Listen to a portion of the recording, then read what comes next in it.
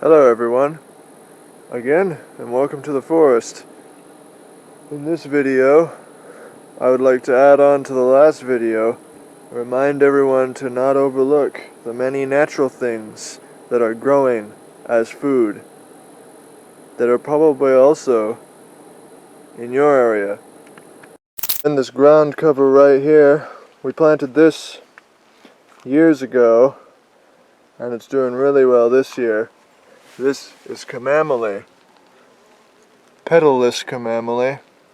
I've never known why it doesn't have any petals like the normal white flowers you usually see, but this can be used in the chamomile tea and other things as well. Yeah, it just grows as a ground cover here along with clovers. Right here we have dandelion, and yes, everybody has dandelion. And the leaves can be eaten when they're young, and the roots can be used as medicine. And the flowers, as long as they don't have any bugs on them, can be eaten. Yeah, remember that next time you pull out a dandelion. And over here is spearmint, which was planted many years ago, and right now it's being sort of drowned out by other things. But given some space, it will grow very well. That grows absolutely everywhere in North America and in Europe is this one, plantain. It can be used for many things. The leaves can be chewed and applied to bee stings and other stings. And the seeds can be used for some things, and the roots I know can be used. Many different uses. This is a real medicine plant. That used to grow in a pot, but now it's just completely overtaken the area, is this thyme.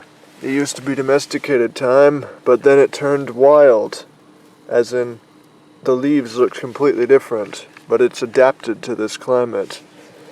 Thyme, it's just like the spice that you can get, good in cooking. And over here we have oregano that took off. Now that's growing really well. Over here we have some lavender and a bumblebee. And this has just started to take off after being watered for the first time. This is a chicks and hen. Not sure what they do, any medicinal things that they can do, but they sure do look interesting. Yellow flower right here is St. John's wort. You may have heard of that. It's a medicinal plant. I'll have to talk about it sometime. But the flowers are blooming fresh right now, and there's lots of this here. These things that grow up everywhere, there's just hundreds of them growing around here. These are tansy.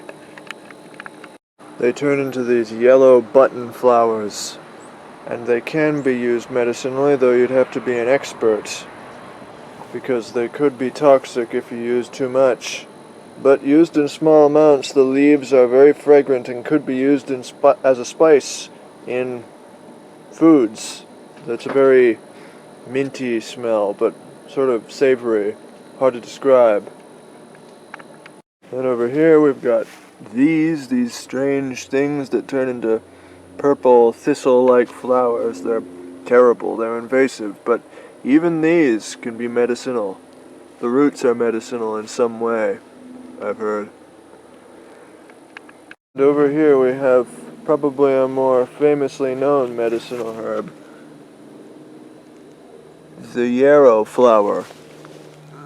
These can be used for many different purposes that I can't remember at the moment. But yeah, it's a very medicinal thing, and it grows all over the place wild here. And here is a very medicinal plant. This is called mullein, and it's been used since a very long time ago.